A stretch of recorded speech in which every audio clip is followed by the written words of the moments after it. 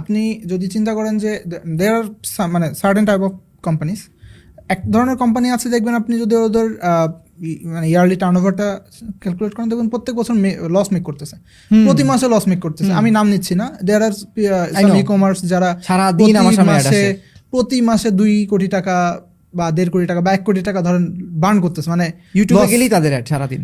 But customer and থেকে মনে হবে যে কি বলে, ও তো আমাকে 10 টাকার কেনা জিনিস 12 টাকায় বিক্রি করতেছে, তাহলে ও কিভাবে লস করতেছে?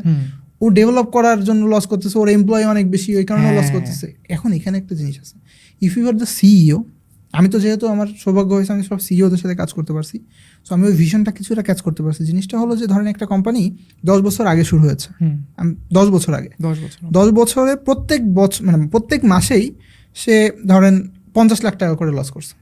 50 লাখ, ওকে। তো 1 বছরে প্রায় 6 কোটি টাকা লস, 10 বছরে প্রায় 60 কোটি টাকা লস, 60 কোটি টাকা লস। কিন্তু সেই কোম্পানিটার 10 বছর পরে ভ্যালুয়েশন 1000 কোটি টাকা। ওকে, দ্যাট 60 কোটি becomes an investment. Okay, so আমি অ্যাজ আ সিও কি করবো? আমার যদি খুব বেশি প্যাশন না থাকে, আমি জাস্ট 60 কোটি থেকে আমার যেই শেয়ার ধরেন আমার 17% আছে, আমি 17% নিয়ে চলে যাবো। হ্যাঁ, আপনি তাও 170 কোটি টাকার মালিক। 170 কোটি টাকা, ইন্টারেস্টিং। আমি এখন বলছি না যে ভাই আচারের বিজনেস থেকে এটা চিন্তা করেন, বাট আপনি চিন্তা কেন করবেন না?